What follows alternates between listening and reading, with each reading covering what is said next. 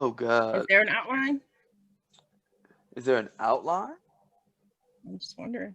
An I out? don't know. Oh no, we're gonna just let this thing flow. I'm sorry. Like I gotta hear the latest. How did he get these edits back to me? I'm not. It's my boss. It's my boss editing. It's emailing me and shit. So here are the latest edits. It's like You should put so on the bottom of my signatures. I was like, I will not respond between the hours of X, Y, and Z or on the weekends. And I put that at the bottom of every email. nah, he ain't taking that. Please don't. You gotta. Okay. You Boundaries. think we need to set boundaries, but Boundaries. yeah, but like you that's so much easier said than done. Is it I know. not? Is I it? know. It's I like talk with that's my therapist about this every week. man. But Do you have a black therapist? Because I need one. yes, I have a black therapist. I have a black woman therapist. Oh shit! Could you Um, does she do like video? yeah, I do video conferencing. Oh, bet she good. Yeah, she be tearing me to fit. I'll be like, oh shit. She's like, okay, so you think logically on this one? And I'm like, she helps with like work life balance and career, and she's like a career professional. Yeah, you I'll need to send you her information. send me that information. I got good insurance now. I can pay for it. Yeah, we had a decent conversation last week about like finances and Financial. stuff. Yeah. But Can't wait to hear it. I rather want. I felt like there was some shade there. No, I can't wait to hear it. I need control of my money. You because I was like, I can't wait to hear it. Sips I can't tea. wait to hear it. Y'all got some tips for me? Oh yeah, we got tons of tips, man. Shoot, you understand how I was able to like live on the East Coast on 20 grand a year? Man, they paid us nothing. I was po. I was po. Anyways, but yeah, it was bad. Anyways, but yeah, so shoot, I mean, I guess let's get into it, huh?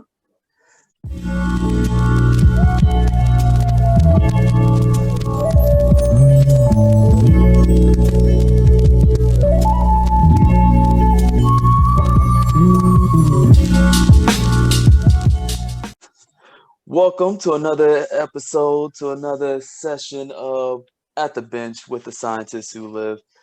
Today we got uh, a great panel of people, and we're going to talk about representation in STEM. And it's highly important. We all know it is. So I wanted a diverse group of people to talk about representation because without representation, we know a lot of things can go a little left if you ain't got it. So first, first and foremost, I want to ask our panel, um, why is representation in STEM important or important to you personally? So we can start off with Sam. Um, huh. So for me, representation is important because I feel like being able to see someone who looks like you doing something that you want to do is it allows you to think that you can do it. So for some reason, just us as humans, if we don't see someone that looks like us or that has some type of identity that we relate to, we would think that a certain maybe job or occupation or just hobby is not for us. True. I feel that. What about you, Becky? Obviously, I agree with Sam's comments. For me, especially as a woman, I need to be able to, like Sam said, you need to be able to see that it's achievable, right? And I need to be able to see that there are women who have become successful, and not just successful postdocs, but have actually been able to climb that ladder and become PIs, directors of centres, and also maintain like family lives as well, because there's this idea that women kind of have to sacrifice motherhood and family life in order to have a career, whereas men don't have to. They can kind of have both. But I've seen it firsthand that women can do both as well. They just need to have certain support from their institution. Okay. That's true. I feel that, and that's why I wanted to wait a week to have you guys on, because I wanted to make sure that we had full Males and females. representation. Yeah, males and females, black and white, we, just all across the spectrum, we just wanted to make sure that we have full representation. So we knew, so people, so I'm not just, we're not just getting one side of the story here. You know what I'm saying? We're getting all sides of the story out here, But Trevor, with your regular people money, that's a joke from the other Last podcast. week there. Yeah. Regular. Okay, now I gotta hear this episode. It's amazing. You're gonna love it. Oh yeah, but what representation? Why is it important to you? For me, as a Caucasian male, the field of STEM is predominantly I mean, a good majority of STEM is the Caucasian male, and that's extremely unfortunate for numerous reasons. To me, representation is seeing not just somebody that looks like me, but seeing other people, whether it's of all nationalities, of all genders, of all identities, being in STEM. I mean, the whole idea of science is communicating ideas. So if we just have one group of people flooding the field with their ideas, you're not going to have progress. So representation to me is having a diverse group of people sharing ideas. Hopefully, we can start changing the path.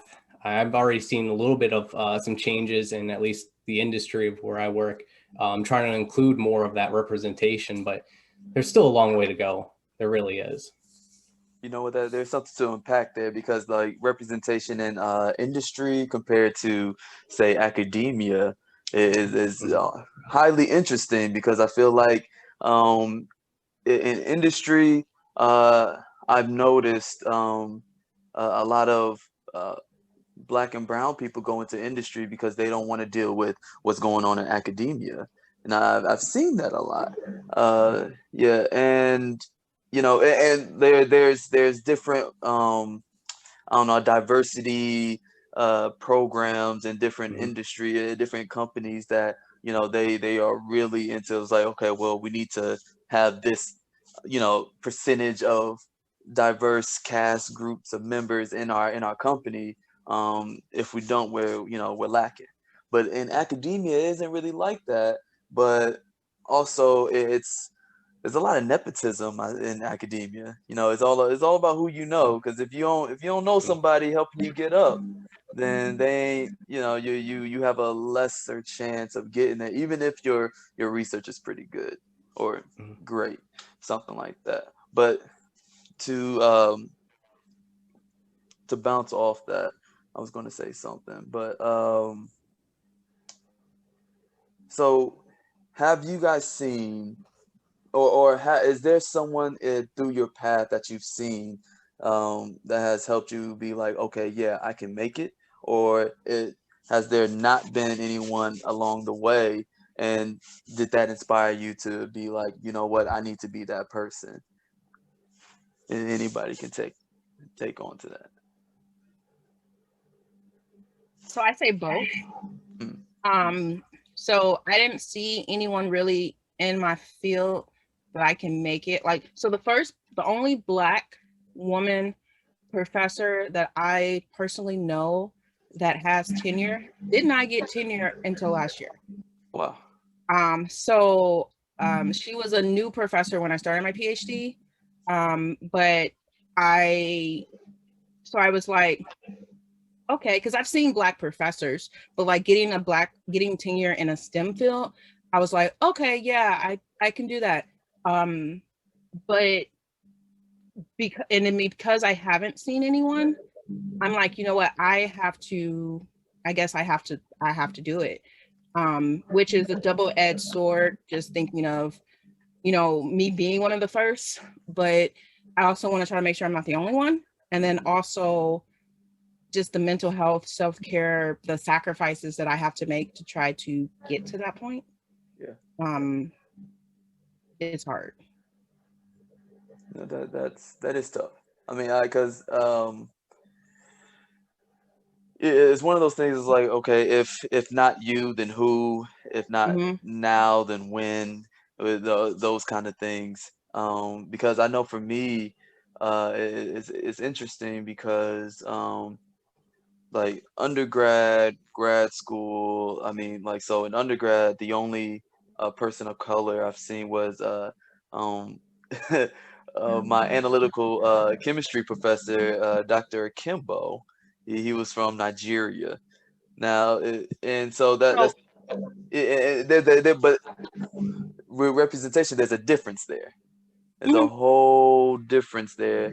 So I've That seen black professors who were had African origins or like that were from another country, but seeing an actual from here. African American who have descendants of slaves Hmm. being a professor, that It's was different. not until, It's different.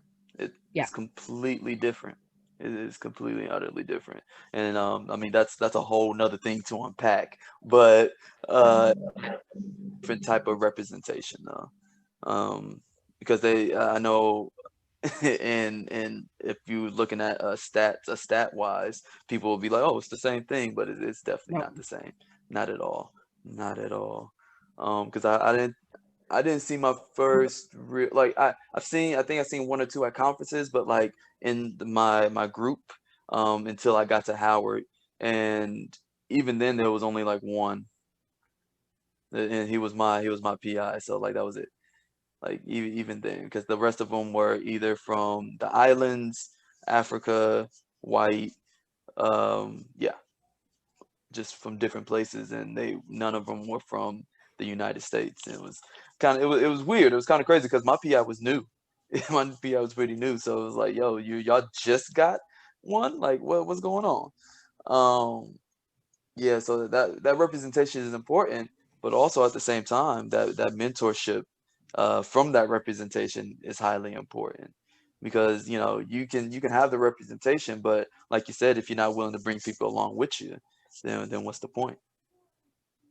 And I think like one thing about that, like we do, like I've had a couple of peers who have been burnt by being with that they've had black PIs who were African American, Mm, and they were burnt by them because some at one point it was that tokenism of when you're the only one, some people want to be the only one or they feel like you're competing, because I know that's the same thing with women, where you have the women that were maybe like the early ones into the field, and then they had to basically enact the mentality of the white men. So they are very hostile. Like just because you're black doesn't mean you can't be racist or uphold racist ideologies. Just because you're a woman doesn't mean you're not going to uphold sexist ideologies.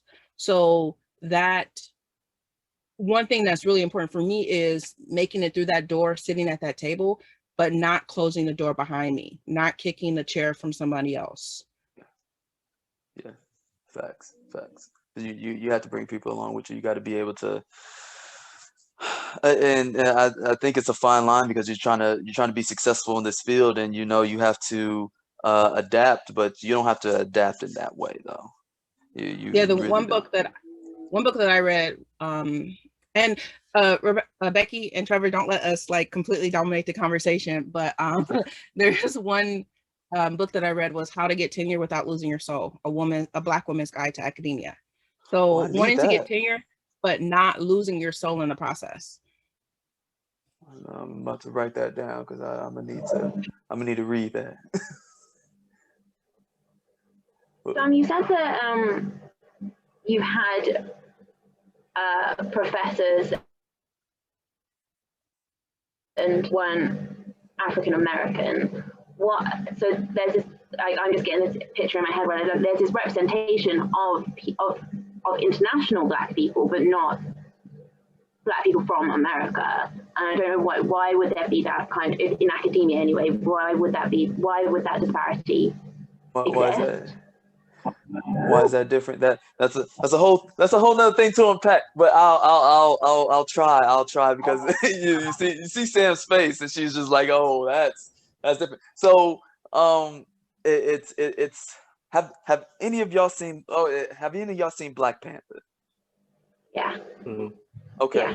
so in Black Panther, there's an underlining story there where the people from Wakanda was treating the Black Americans different. Like so, Killmonger was treated differently but he was still a part of Wakanda. You know what I'm saying? He's from there. I mean, his roots is there, but you know he doesn't get to reap the benefits of it because uh, his dad was shunned and whatnot. It had to come over to America. So it's kind of the same thing here because I see a lot of especially in my experience personally, but like a lot of Africans would just be like, oh well, we're the ones that didn't get caught. We're better than you, and in Oh, all types of really? ways. Yeah, yeah, that sort of thing. Wow. That's the kind of mindset, that's the kind of thinking that they have. So, and a lot of well, in my experience, a lot of them, like especially, and it's not all of them, but like a good majority of them just don't like Black Americans. Wow. They don't. It's different. But Sam, Okay, go so let ahead. me unpack this a little bit more. Okay. And I apologize to anyone who's listening to this if you do take offense. So um, when I was in undergrad, I worked full time as a nursing assistant, and there was always this divide between those that were Black African Americans and then those nursing assistants that were from maybe Haiti or whatnot. And having conversations with them, and also like we had like nurses that were from Africa. So there's this assumption that America is the land of opportunity. It's the one where they say, pull yourself about your by your bootstraps. We get free education. We get there's all these things that we can take advantage of, quote unquote. And when Africans or international people they come to America because they want this land of freedom, this land that you can become anything that you want to do. So in essence, they kind of look down on us thinking that we are not taking advantage of the opportunities that are here in America, not understanding the underlying causes. So segregation, things like that.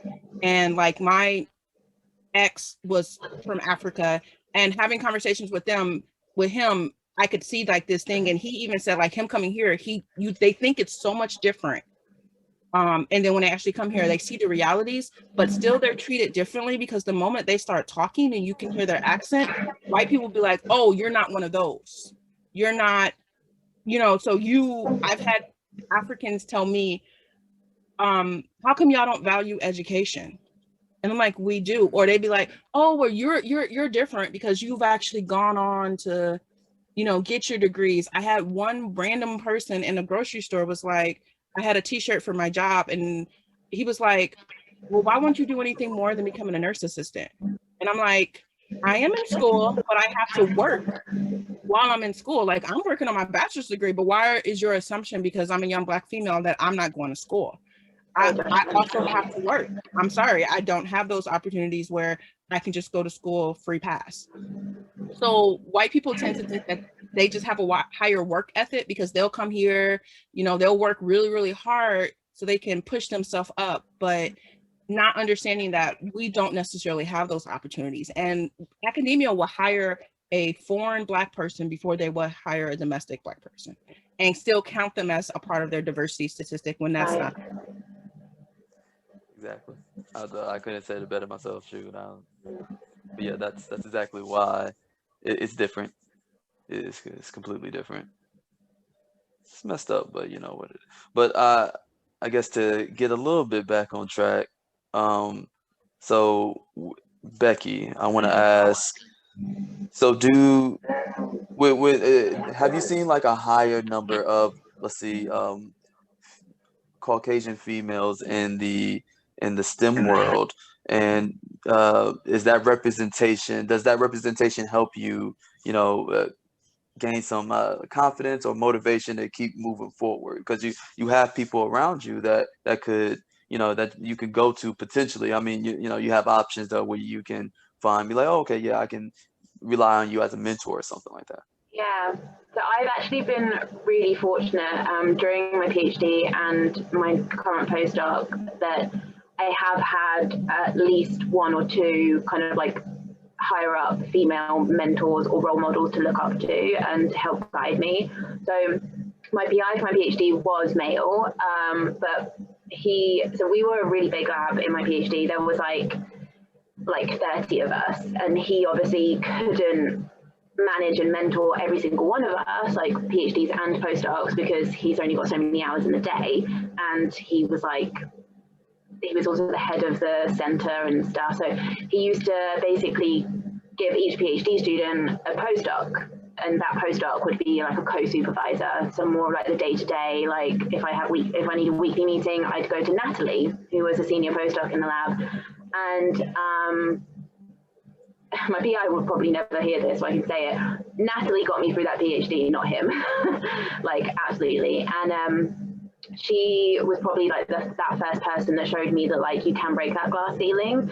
And then my current PI, Milu Tanzi, who is obviously female, she's second generation Mexican as well. So not only has she shown me that you can, as a female, make it, and she has like a beautiful family life, like she has 2 wonderful children.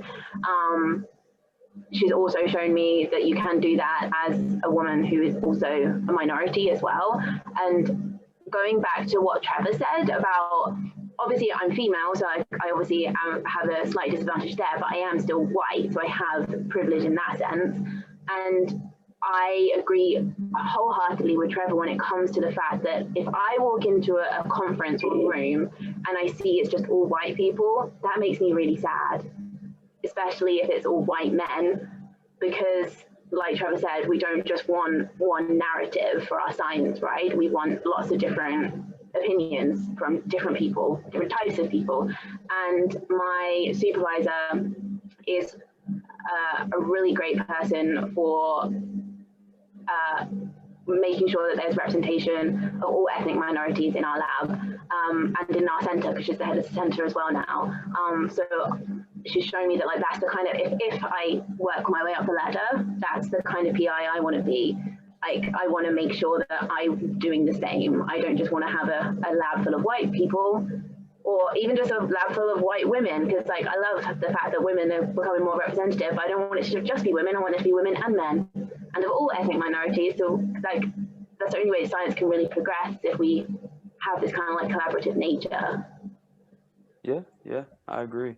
I mean, and it's nice to see, both of you and Trevor, you guys know that it's like, okay, yeah, we're white, we have this privilege, but we recognize it. We recognize it, we accept it, but I feel as many people in the field, and it's real funny because like a lot of people in STEM, they'll try this, or people outside of STEM, they're like, isn't science so inclusive? Like it's so much inclusivity. I'm just like, oh man, you haven't been in any scientific building ever, right?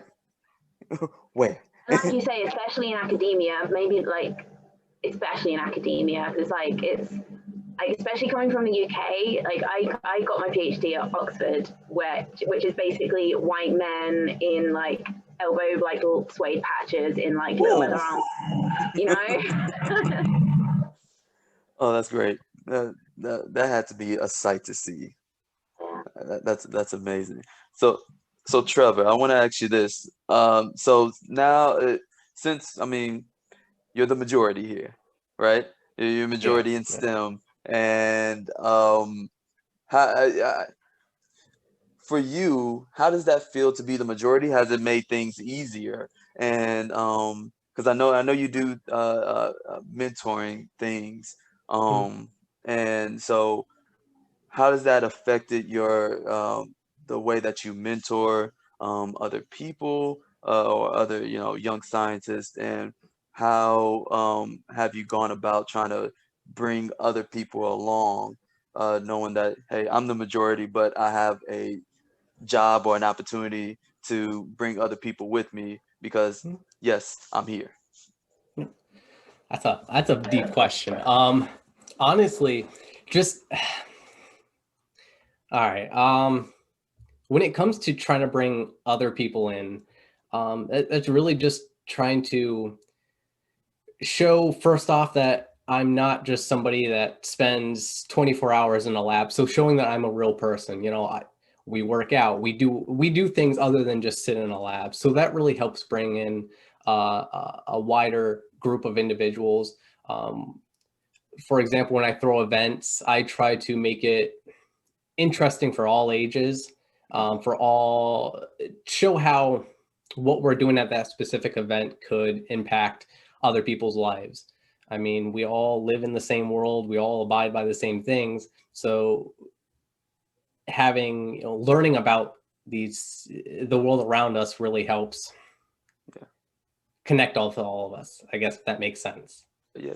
So just it's really, yeah, I'm blah. No, I get it, man. I did throw a hard question at you. Yeah, I did. yeah. I wanted to bring you into a conversation, and I was just like, you know what? Let me go ahead and throw a curveball at him. Why not? I But yeah, know. but yeah, All right, we'll but cut okay. most of that out. So now I'm probably gonna leave it in. I like it. I like all the spoofs. Oh man, it makes you guys seem human. Yeah. Look at it. Yeah, you don't want it to be too just static, like, oh, no mistakes whatsoever. It was like, they make no mistakes. I was like, man, I make a ton of mistakes every day. But no, but do you think being the majority has made your path easier to get to where you are right now? Oh, 100%. Mm. Yes. I honestly think that being part of the majority, people can, especially when you get to the higher ups, the individuals that are, the managers, whatever it is in industry, they can see, most of them are predominantly the white male. So they can kind of see their younger version in you, and they tend to kind of grab onto you a little easier compared to somebody else. So it makes that journey to better yourselves and kind of progress through whatever industry you're in a lot easier, honestly. Which is,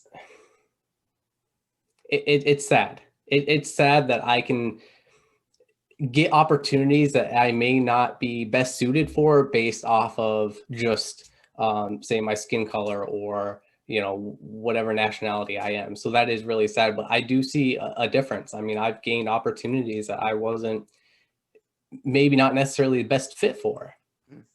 So it is something that exists. That privilege does exist. So I have a question for you. Have you, because there's a lot of, with you being a part of the majority, there's this fear for those that are in majority that they are losing out on opportunities because of diversifying. And do you think, I guess, what's your take on that? Whether or not, because you said you have gained opportunities that you probably wasn't the best fit for. So I don't know, not to like, or maybe could you give us insight into this fear if maybe you've talked with people about why white men are scared for diversity to happen? Yeah, I think a lot of it comes down to, it's a double-edged sword there. You have both the opportunity to gain experiences and progress, but at the same time, being that diversity has become such a popular term for a lot of companies, where they're really just focusing on that. So they'll look at two applications that may have very, very similar qualities, and instead of they'll choose the minority, they'll over the majority, just to have that saying, hey, look, we're diverse, look at this group that we're hiring in, based off of really deciding factor being the nationality or what they identify as. And I've noticed, especially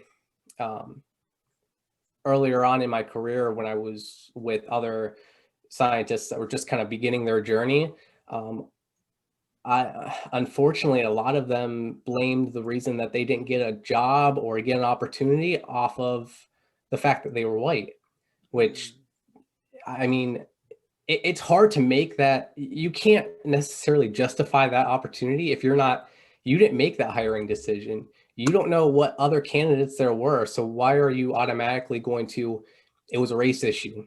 It was that's why that person got hired in and not me. So do you have any, like, I don't know, I want to say, like, do you have any like advice to those white men that feel that way? Like, what, not even advice, but like, I want to tell them to suck it up. Like, honestly, that's what it comes down to. You need to have, you can't have the same people, the same type of people going into the industry. And you're not going to come up with idea. You're not going to diversify your portfolio, just diversify the ideas in your field. It's not going to happen. You need to Work learn harder, to, figure it yeah, work harder or learn to communicate with, other groups of people. I mean, I know a lot of people that I've had some people that they don't want to communicate to somebody just because they're black. They'll have tell someone else to go do it. Higher up managers would do that, and it's sad. I mean, but that is truly the case. If you're somebody that believes that, you need to, like you said, suck it up. But with that, it has, unfortunately, it has more power if you say it than I say it. So that's why I need you to say it. Yeah, exactly. No, suck it up. But so I want to ask both you and Dom, both you, Dom, and Becky, what resources can you point them to? Because I think having that, a lot of people don't want to educate themselves. They don't want to get the other viewpoint. So they're just stuck in their mind of this is why they think there is, and being surrounded by other, being surrounded by more of the majority, they're going to all have that same opinion. So what can they look into to help kind of get other ideas and maybe help change their idea, their thinking just a little bit? So I have 8 letters for them. Google it. So I mean, that's just mainly because I just see a lot of stuff on Twitter when people want, like, there's always this onus on us to educate them. I mean, we are giving this podcast, so we will give some resources, but I mean, especially if you're listening to this podcast and you're probably a scientist, you know how to do a literature review, you know how to examine readings for, their content. So you know how to read, I hope. So Google it. But there are some books. There's like How to Be an Anti-Racist. There's White Fragility. There's so many, like, literally just, if you Google how to be an anti-racist, go on Google Books, look at the suggestions, and it'll tell you people that bought this book also bought this book. You can say, what are some Google, what are some anti-racist resources? But with guarding, after reading that, there's also just, you have to be okay with being uncomfortable. Like, the first step is you have to be uncomfortable. You can't feel entitled. Like, you're not entitled to a job. Like, there's this metaphor that I read about, and it is usually when people come to not getting a job or not getting accepted into a program, and they want to say that, oh, I didn't get accepted because this Black person got in. And I've been told that too. But like, if you think of this metaphor of, like, if you're driving in a parking lot and the parking lot is full, but then you see those 2 or 3 handicapped spaces where there's nobody sitting in them. And your assumption might be, well, if that wasn't preserved for this handicapped person, I would have gotten it. I would have a parking spot. No, because if it wasn't reserved for that handicapped space, someone else would already be there. So don't assume that just because you didn't get it, it's because a Black person or a brown person or a woman took your spot. And then also, unfortunately, the time of the mediocre white man is up. A lot of these people that assume that they didn't get these things, you literally are just, I've looked at CVs of things and I'm like, don't assume that the Black person didn't do just as much or even more. A lot of times we have to work 2 to 3 times as hard. I've had a white guy tell me, oh, well, if you got into this program, I'm definitely going to get into this program. I'm like, actually, where you're at as a master's, you're still working on your master's. I already had my master's when I applied. I also had 3 publications and I had this, and this. So my application was way more than yours. But don't assume that just because someone else got it, that their conditionals, just like you said, Trevor, that their conditions are less. They're not. Yeah, that's when you were saying about the fact that, like, you've heard it firsthand where a white person would say, oh, I just didn't get it because they wanted to go with the minority instead. It kind of astounds me, because it's like, maybe they were just better than you. Like, no, maybe you're just not as good as you think you are. And to think about all the obstacles that they had to go through to, even if your applications were the exact same, what are all the obstacles that they had to go through to get that? Exactly, 100%. I think it's honestly just a big ego check. You really need to just check yourself. You like you said, Rebecca, it's not, you're not as good as you think you are. You know, I mean, I think that's really a powerful statement to just, you're not as good as you think you are. Check yourself. I mean, really, honestly. Yeah, that's real. I mean, you know what, and also what they should do is like go find some friends that are different than you, man. Go talk to some people who are different than you. Like you'll be surprised how people's ideas or people's just their outlooks change when they talk to different people of different ethnicities, gender, all that.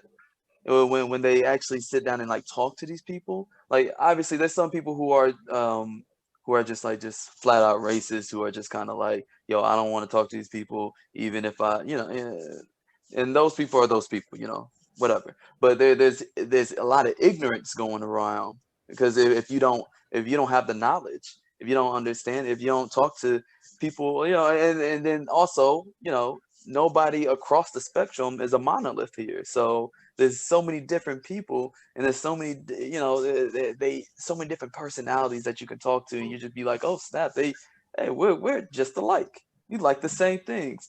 Yeah, I like this and I like that and I like whatever. I'm not trying to get into any like specifics on what white people like, but like I was like, yeah, man, I like these things, and we like these things together. We can hang out sometimes. Like, oh, for example, lifting. Oh, we can go into fitness. I was like, yeah, man, I like to go to the gym. You like to go to the gym? Hell yeah, I like to go to the gym. Let's hit up the gym sometimes. You got a garage gym? Shoot, can I come lift with you? Yeah, things like that, man. And you can connect, and then just because you come from two different environments, communities, doesn't mean that you can't be friends and change your outlook on the way you look at a certain race. I forget who it is, but there is this reporter, or I think she was a talk show host, who would talk to a white supremacist uh, every day before I think he was a grand no he was a grand master of the KKK. She would talk to him and have a debate with him every day before she went on air. And I think years later he renounced it all after having these conversations with her, and like I think they became really good friends. So the power of having a conversation with somebody is huge, huge. It's really interesting though that you say, obviously the more people you meet that are different to you, the more you realize, hey, we have a lot more in common than I thought, and relationships can develop from that. But at least my experience of like living in the UK for like the first 27 years of my life, I found going into like higher education and academia was one of the reasons that I was able to meet new people. So like I came from like a pretty small town in the UK, and where everyone is white. There's like probably like 2 black people in the entirety of the town. There's maybe like a couple Asian people, but apart from that, all white people, all white English speaking people. And there is a lot of racism there. I'll just admit it. It's horrible. It's very small town. Kind of people are born there, live there, die there. Not many people get out. I got out and I met new people like at university, and I met people from all over the UK, all obviously a lot of international students, and a lot of people of different ethnicities, different sexualities, identified as different genders, and I realized, wow, there's really interesting people out there, and I actually really like them. It's very cool. But then it's interesting that it was academia that allows me to meet those people, but yet in the career setting, there isn't that diversity, and it kind of like, it doesn't make sense to me that there isn't, because academia was the reason that I was able to even experience such diversity. It's interesting because when I was at Georgia State, I there was quite a few different black master's students, right? And a lot of them just decided to end it there because they hated the way they was treated while they was in grad school. They was like, you know what, this academia thing isn't for me. I don't like the way I'm being treated. I'm just gonna go get a job in industry, blah blah blah blah. And I feel like that's a way of kind of hiding the black, because there's more black people in science than you think. You just don't see them.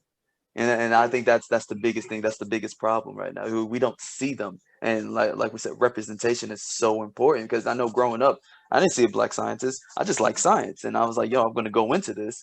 But I've never seen a black scientist before, right? Growing up.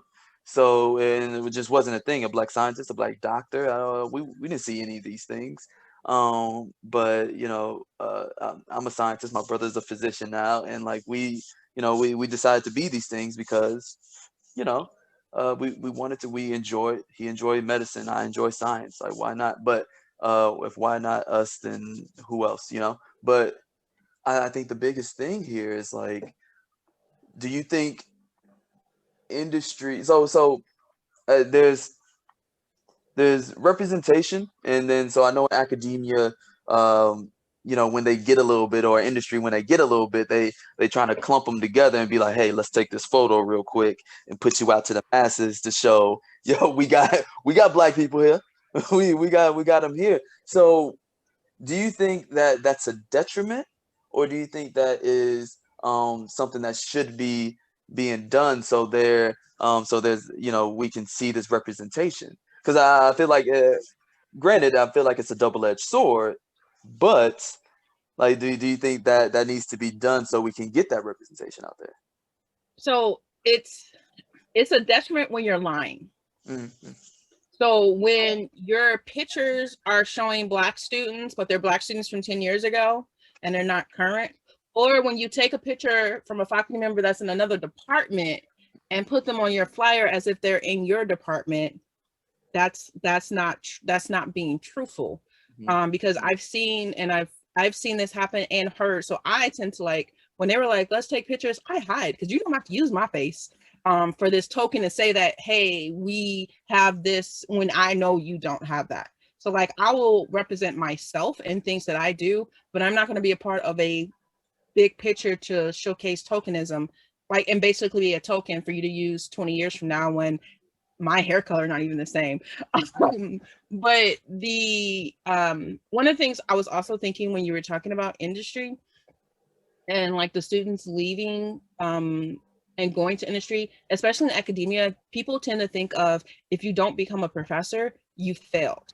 And they don't necessarily think, they think that people who go to industry is because they couldn't cut it in academia. Yeah. So that's why, and it's not true, but I think that's one of the reasons why we don't see as many, where we don't think there's many black, scientists, because when we go and showcase out, hey, to be successful in research, we're thinking of the traditional tenure track or tenured professor at an R1, but not at these smaller schools or in industry when that's still successful. So there are a lot of black professors that in STEM, like at HBCUs or at community college, or maybe just traditional, or schools that just are like maybe teaching only, or maybe art organizations.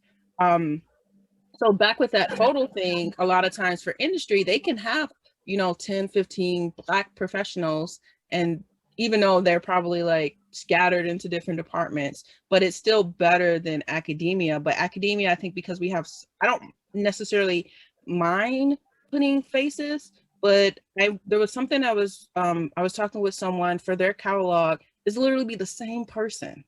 Like, they just use one person as like in all of their things for their catalog, or it's just the way that it's told, where like I've just seen from the back end when they're trying to take pictures, they're like, or Hispanic person, they're literally like, hey, they'll even say, we don't even care if they're in this major or not, we just need for it. And I'm like, that, to me, that's just lying.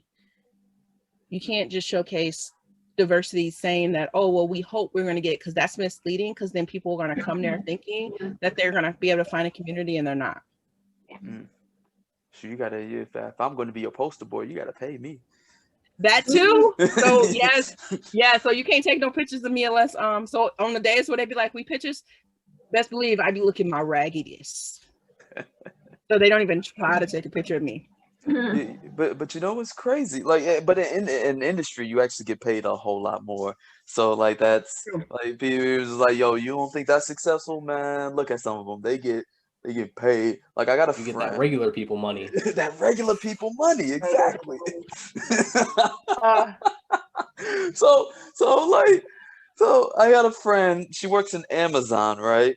And like the web systems or web technology or whatnot, and she hires people of all different, all different ranges in STEM, and she was like, yeah, she tells like she was told to ask for hundreds of thousands of dollars for her salary, whether it was in benefits, all that, like the whole package.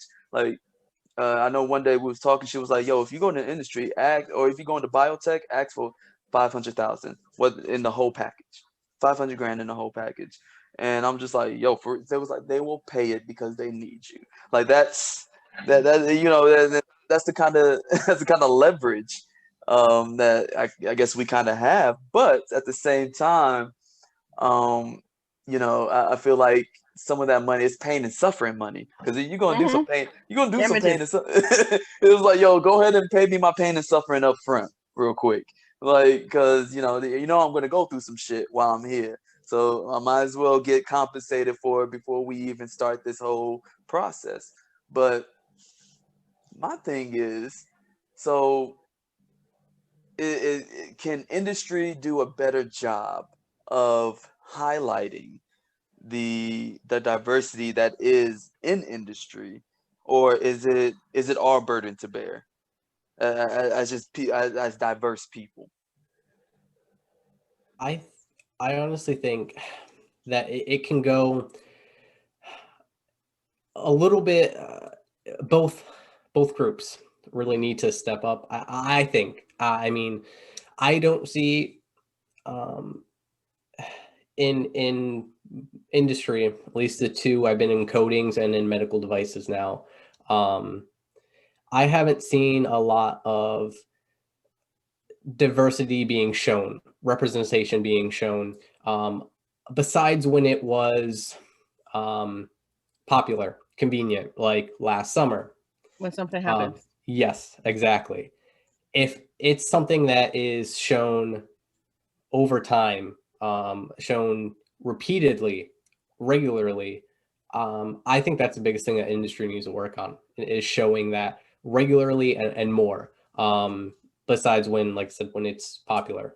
But with that being said, the groups that are the minority,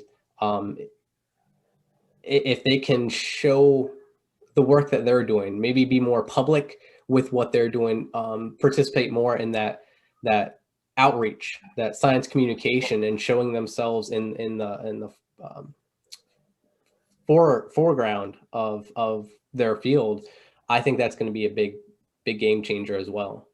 What industry, whatever job, they have to put that has to be a part of your job description. You have to get paid for that. It can't be unpaid labor. So if there was maybe a service component where they get paid to go to elementary schools and teach them, and it's not something that you do in your free time or have to request off. So I wouldn't necessarily say that minoritized people don't want to do that, but we are also, we're tired of doing unpaid labor. Like y'all got unpaid labor for us 400 years. Now you're gonna have to pay us regular salary to, like, if you paying me $50-$60 an hour, you're gonna pay me $60 an hour to go to an elementary school and tell them what I'm doing.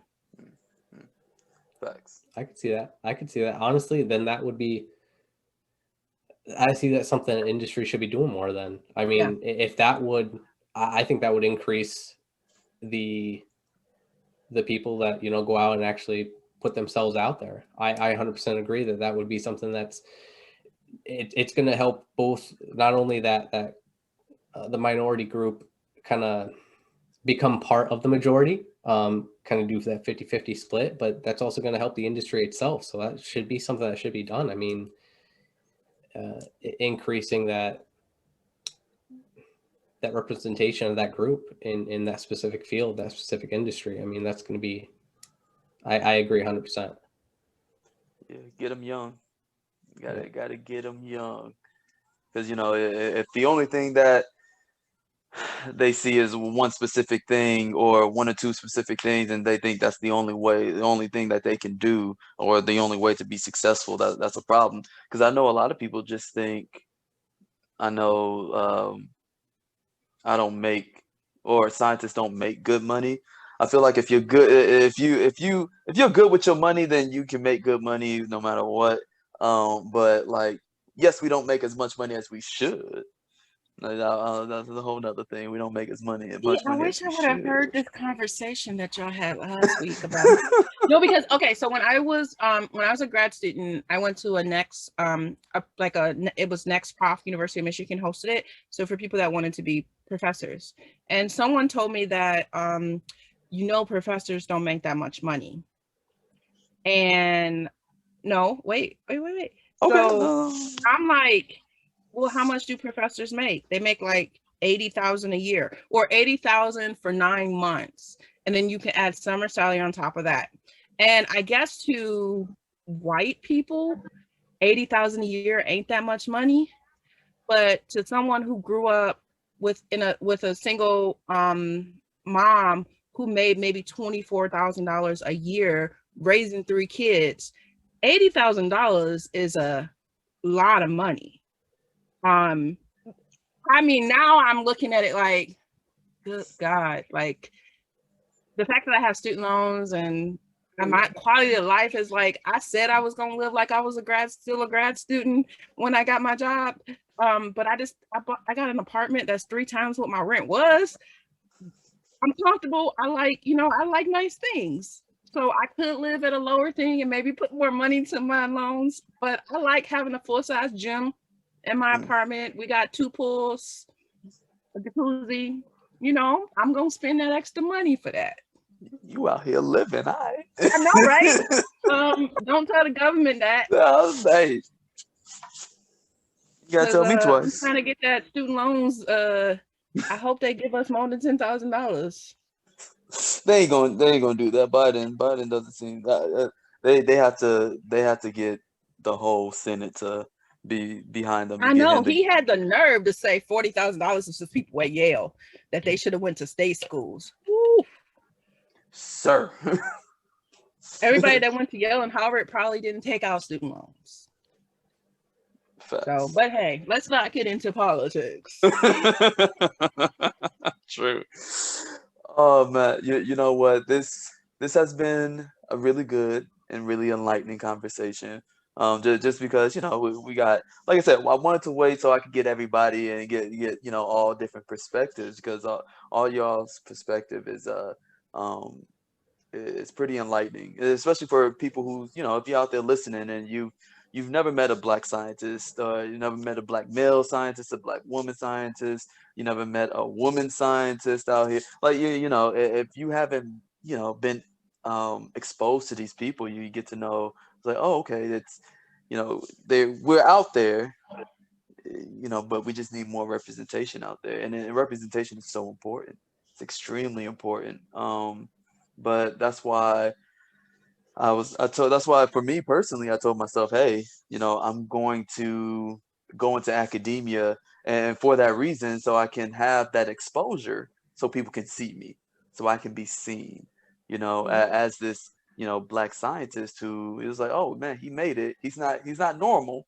He's not the normal black scientist, or the normal scientist. He ain't normal looking, and he ain't normal acting, because I'm weird. But but you still get to see that representation. It was like, oh man, he can talk to us like, like we're humans. We don't talk down. You know what I'm saying? What I mean? And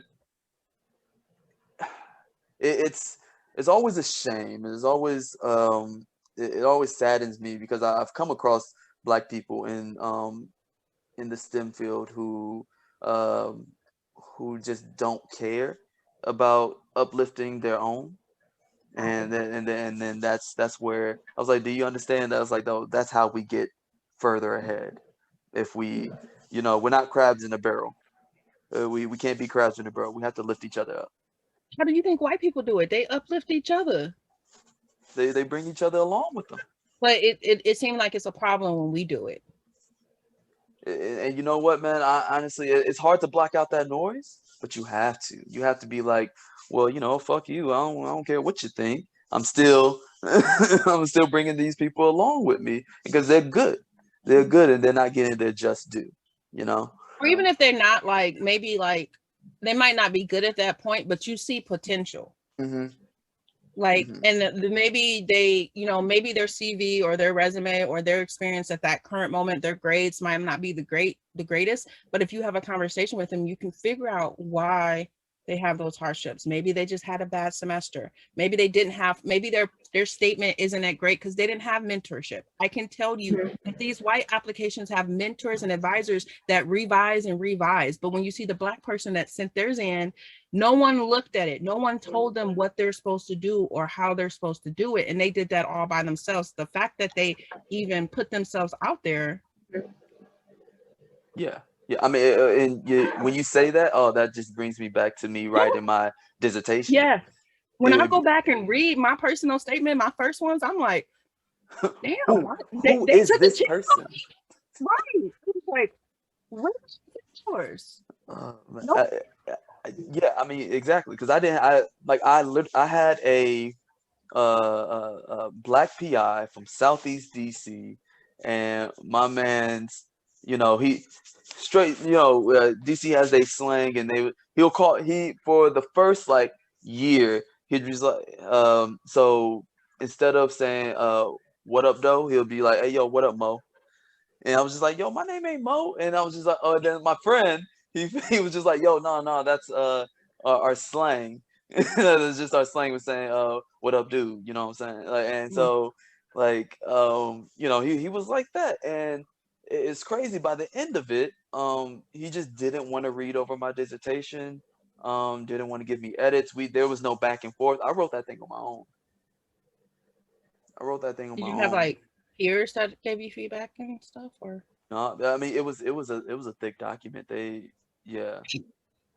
No, I mean you don't got no PhD friends or nothing. Man, a chapter each, that's what I did with mine. I was just like, gave each one of like my colleagues a chapter, was like, here you go. I would have done that, but none of them were reliable enough. None of them were reliable enough to be able to give me that feedback, because I tried. Oh, trust me, I tried. I've asked, and like people were really slow with the feedback. Even if I just gave them a chapter. Like you said, I gave them a chapter, and they no feedback. And it's what's nice, compared to like grad school compared to medical school, um, because I know a lot of people who went into medical school, but they have this cohort of people that they can lean on, and you can always find like one or two Black people, or one or two people that are like you that you can connect with, right? But in grad school it's a little different, because you don't have that. It's a lot of individuality. Like you on your own, especially for me. Like while I was doing my PhD, it was like, yo, you on your own. Ain't nobody else here for you to help you out. Like you might be cool with them, but it ain't, they ain't there to really help you. And there aren't these these structures in place to help you out. Now, Which is why you're forming the Scientists Who Live mentoring group. Yeah, exactly. exactly. That is one thing that I'm really proud of. The lab that I'm in right now, I'm proud to be a part of it because of the community and the like dynamic my PI has kind of fostered and encourages in our lab, where it isn't an individual thing. You're not individual grad students, you're not individual postdocs. She literally calls us her scientific family, and her name's Malou, and we have a list of Malouisms, so like things that are just like her little catchphrases that she says like all the time, and like we could play a game where like in a meeting she comes out with like 10 of them and you have to take a shot every time, and we'd be hammered because she comes out with them all the time and they're wonderful. But one of them is it takes a village, and it's the fact that not a single grad student comes out of her lab without having depended on so many others in the lab. And so like just this week, for example, we had 3 of the rotating grad students in our lab having to give like end of semester presentations. every single one of those presentations was looked over by at least 3 other people in the lab to give feedback. We would like give them edits to make, like, there was no like just going out on their own, like, oh, they'll be fine, whatever. That's And nice. I love that. I think it's really important. That's great. So because we're kind of talking about representation, I mean, your lab sounds awesome. That sounds like the lab that my advisor, my PhD advisor, wanted to create. Right. However, and for the most part, it works until you bring in a non-white person into the lab. So then they don't have that collaboration that other people were like, we're supposed to, like, you know, we send stuff to them, like they'll send me something, I'll give them feedback, but then they don't have time to provide feedback on mine. But so then that is creating that community outside of the lab. So like I ended up just finding people in other departments. So searching down those Black people and making that cohort in that community and trying to do that. Even on Twitter or like just social media, just finding people at ESA and even being in different states, but having that cohort. It takes a lot, especially since I don't know if people don't know this, but I am an introvert until it's time for me to talk about my science, and then I can be an extrovert, or until I'm like doing outreach type stuff. But and the only reason I am comfortable doing this podcast is because me and my best friend created a previous podcast, so I got out of my comfort zone with podcasts. But if we were all in the same room together, I probably wouldn't be talking. But having that cohort to help you with things, I'm glad you made it, Dom, and figuring out like your dissertation, but that really sucks that you didn't have anyone reading it at all. Yeah. But you know, it's so funny. But you still persevered. Yeah, you know, made it through. It's funny because that's just perseverance, resilience, relentlessness, all that. We It's just shouldn't have to do that shit, but we do. we do though, and it's just been a part of my whole story. Like I've met Black people along the way, especially like, and I've told them my story, or they hear my story on like YouTube or something, and they'd be like, "Yo, shit, like that's yeah, it's crazy." It's funny because I don't really know you, but I kind of know you because I've watched your YouTube videos. It was really weird when I actually met you at the thing, and I'm like, I don't really know him, but I've like watched his YouTube. Do I know him? So I don't know you, but I know you. Yep. Yeah. But yeah, and I think along the way, if I had that Black mentor, that mentor who really reached out or could guide me through just the minefield that STEM is, I would have been a better scientist for it. I wouldn't have this trauma, and I wouldn't need a therapist now. Okay. It doesn't necessarily have to be a Black mentor. It could be a white. Like my master's mentor, he was white, but he worked at a primarily Black school, and he just had that compassion and stuff. So I didn't have trauma for my master's. My PhD had a little bit of trauma, but I had that other mentor. So like just the mentors don't have to be Black, but having that helps. Yeah. And there's a shared experience. For sure. I mean, honestly, like especially like just when you have that representation in the lab, and the PI knows how to. It's funny because I don't like saying, "Oh, you got to know how to deal with Black people," but I hate to deal with Black people. Yeah, I hate saying it because it makes it sound like we're a burden, but we're not. It's just like you can't talk to us the same way that you talk to everyone else. Like, passive aggressiveness does not work. Right. If you can't there was a study about elementary school girls where like if a white teacher, so the difference between a white teacher and the Black teacher, so a white teacher will ask the student, be like, "Hey, do you want to come up and solve this question on the board?" And a Black kid will treat that as a question and say, "No, I don't want to do it." But if you say it to a white student, "Hey, do you want to come up and answer this question?"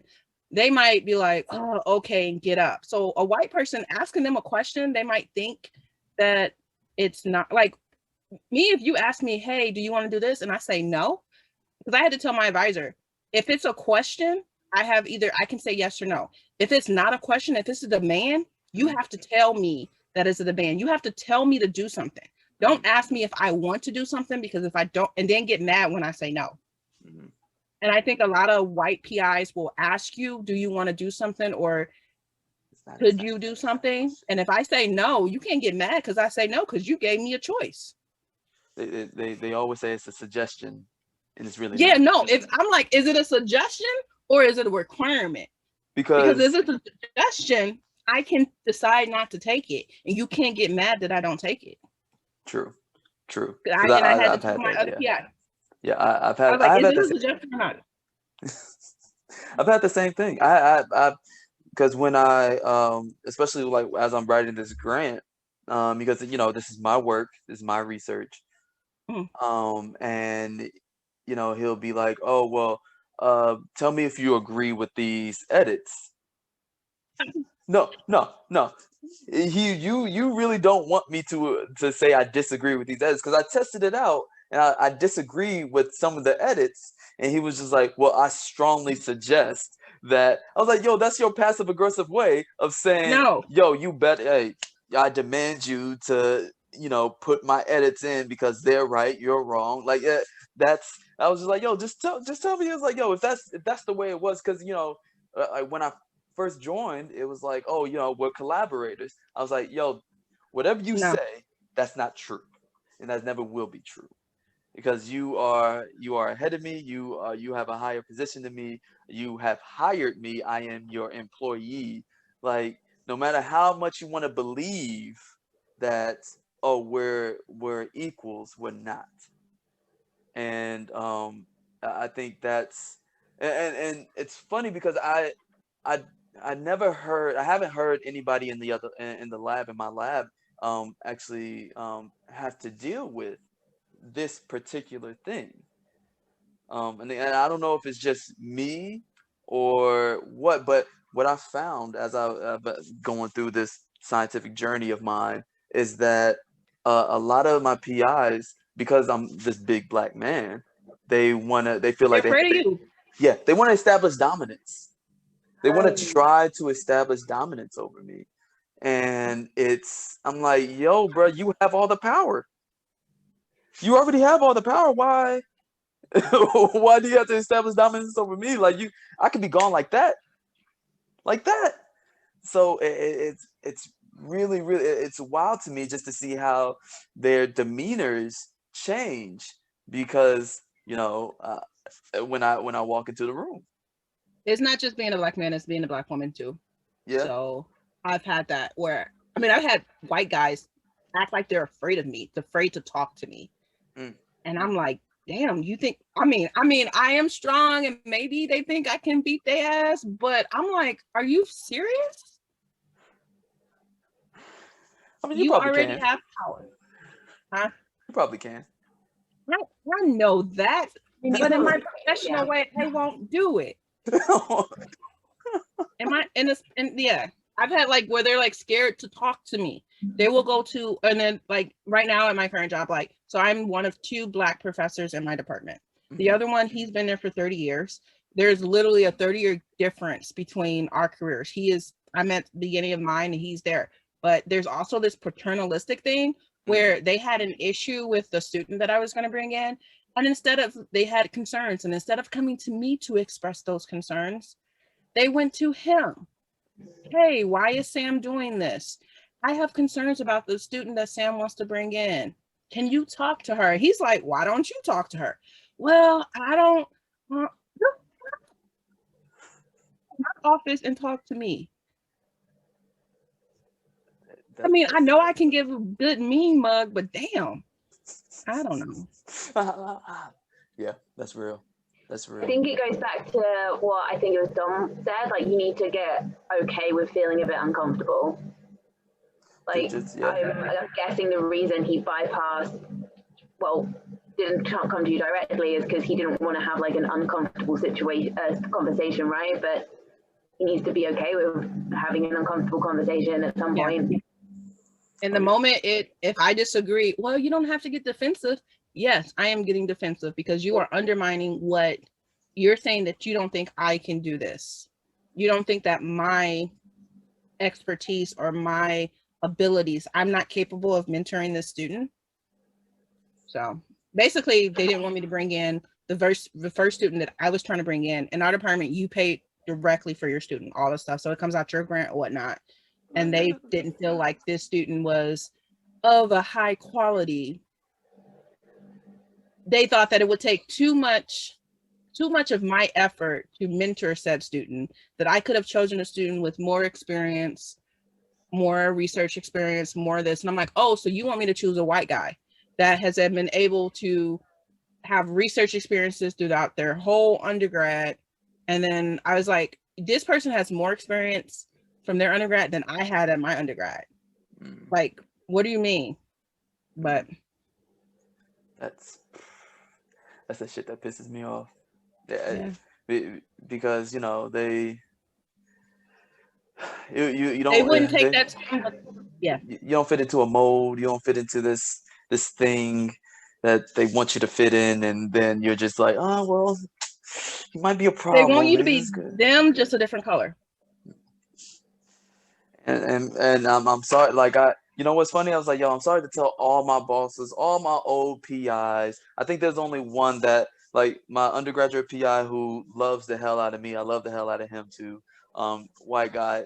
He, like, everybody calls him the most adorable man, and he probably is, because he's quiet and he's awkward and he's adorable. All right, but but like and like all the rest of them, though, like, yo, I am not passive. Like, I'm introverted as fuck because I hate people. Like, just and as a whole, just hate people. But like, and I'll stay in my house and like not deal with anybody. But like, you're not gonna come up to me, talk to me any kind of way. I'm militant as hell. Like, if you come at me with aggression, I will I will come back to you with aggression. Like, and you won't like my aggression because you'll be scared of the aggression that I put forth. So, and it's just, I was just like, yo, man, you just can't talk to me that way. Anyways, let me not go down that road, because I might be geeky, but I'm still from Detroit. Straight up facts, B.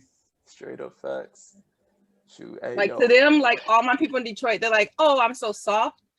But when I'm in this white little college town, I'm from the hood. It's like, oh. That's not, yeah, like, my definition of soft is just because everybody else is just harder than me. But that doesn't mean I'm complete pudding. Right. I was like, yo, man. I was like, yo, Pudding. pudding. Oh, man, that's great. Hey, you know what, man? This has been a fun conversation, a really fun one. Do you guys have any lasting words? Anything you want to put forth out there regarding representation and what you want our audience to know? So, since I talk a lot, I would just say be authentically you. That no matter what, don't try to change yourself for anyone. So just be authentic, but also don't let thinking that you have to be like, yes, we talked about representation, but you don't have to do it alone. You don't have to be the one that saves everything. And I'm still learning this. I don't have to do all the outreach, all the diversity initiatives, present all the presentations, all that stuff. It's hard to say no, but make sure you set boundaries. Yeah, I second that with Sam as well, but also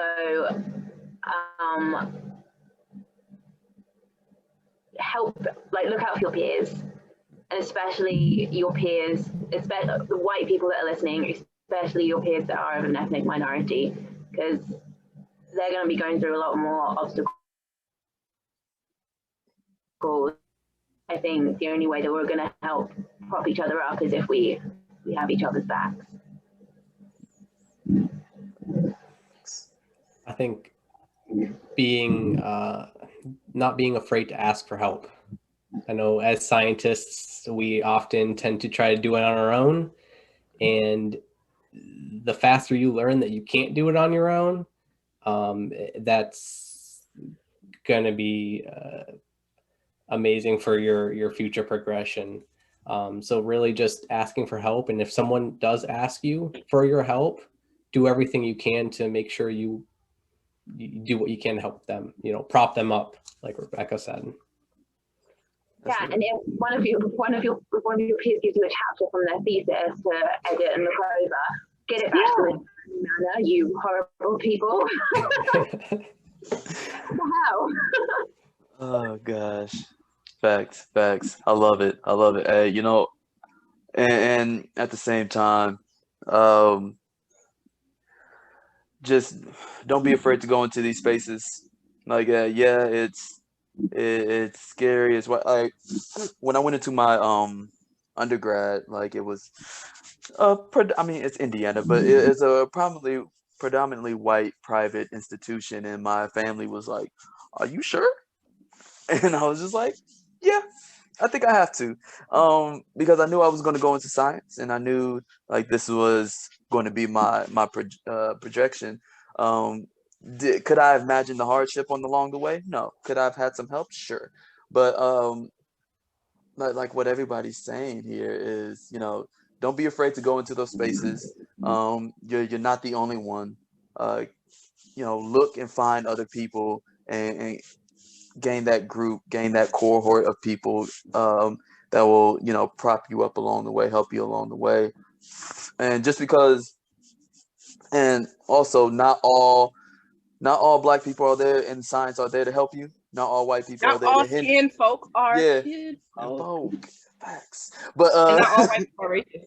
right, they're But not they there to hinder you. They're not there to hinder you at all. but they might have So some yeah, ignorance. and you can help them out with that. But just don't be afraid. Like Trevor said, to ask for help. Don't be afraid. Like and the people are there to help you. You just gotta take that first step. Take that first step.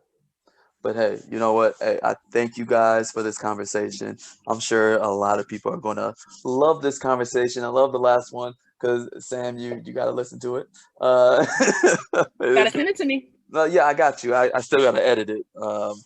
It's been a hectic one. Yeah. But yeah, so You probably do with listening to it as well. I'm terrible with money.